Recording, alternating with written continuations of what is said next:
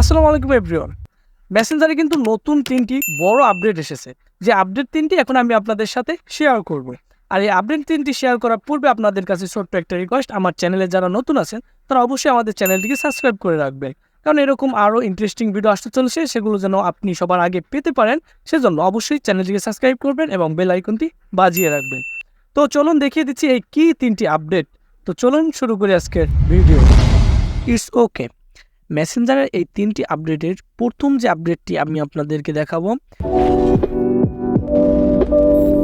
দেখানোর জন্য আমরা সাধারণত এখান থেকে চলে আসব মেসেঞ্জারে। তো মেসেঞ্জারে চলে আসার পর যে কাউকে মনে করেন একটা টেক্সট করব, যেমন ওরে আমি একটা টেক্সট করতেছি, আমি এখন ব্যস্ত আছি, জাস্ট এটা সেন্ড করলাম।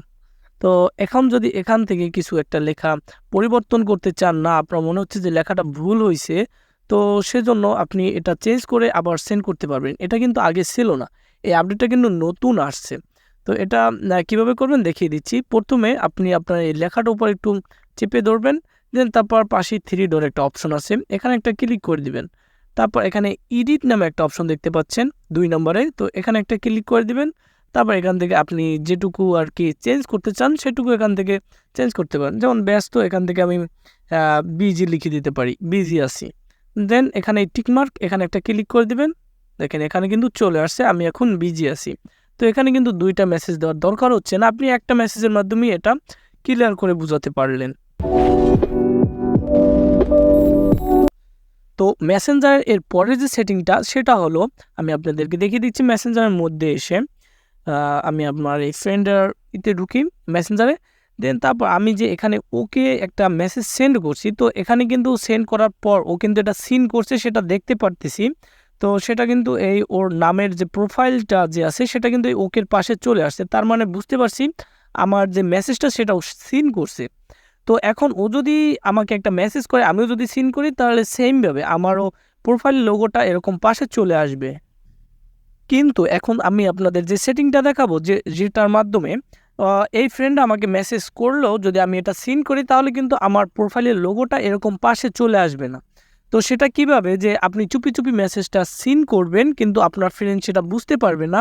তো সেটার জন্য এখানে এই আই অপশনে যেটা এই যে প্রোফাইল যে অপশনটা আছে, এখানে একটা ক্লিক করে দিবেন। তারপর একটু নিচে স্ক্রল করবেন। তারপর এখানে রেড রিস্পিক্ট নামে একটা অপশন আছে, রিড রিস্পিক্ট নামে একটা অপশন, তো এখানে একটা ক্লিক করে দিবেন। দেন তারপর এটা আমার অন আছে, তো এটা যদি অফ করে দিই, তাহলে কিন্তু আমি যদি এই মেসেজগুলো সিন করি, তাহলে কিন্তু সে বুঝতে পারবে না, কারণ আমার ওই যে প্রোফাইলের যে লোগোটা সেটা কিন্তু আর নিচে নামবে না। তো সেই কারণে আর কি এটা দেখাও যাবে না। তো এরপরের যে সেটিংটা রয়েছে, তো সেটা আমি আপনাদেরকে দেখিয়ে দিচ্ছি যে এরপরের সেটিংটা কি।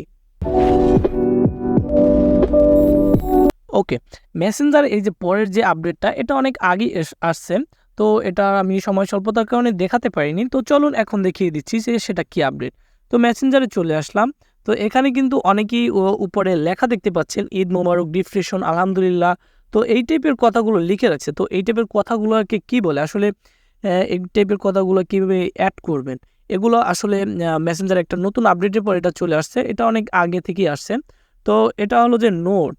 তো আপনি কীভাবে অ্যাড করবেন সেটা, এটা হলো যে এখানে আপনার প্রোফাইলের যে লোগোটার পাশে দেখতে পারবেন একটা প্লাস আইকন আছে, এখানে একটা ক্লিক করে দিবেন। তারপর এখানে আপনি যেটা টাইপ করতে পারেন, যেমন এখানে লিখতে পারেন নাও আই এম বিজি। তো এটা লিখে যদি এখান থেকে শেয়ার করেন, তাহলে কিন্তু দেখতে পারবেন এখানে শেয়ার করে দিলে কিন্তু এটা আর আপনাকে বুঝতে পারবে যে আপনি বিজি, আপনাকে মেসেজ দেওয়া যাবে না। তো এরকম কিছুটা। আর এই আপডেটটা অনেক আগেই চলে আসছে, আমি আপনাদের সময় স্বল্পতার কারণে দেখাতে পারিনি, তো এখন দেখিয়ে দিলাম।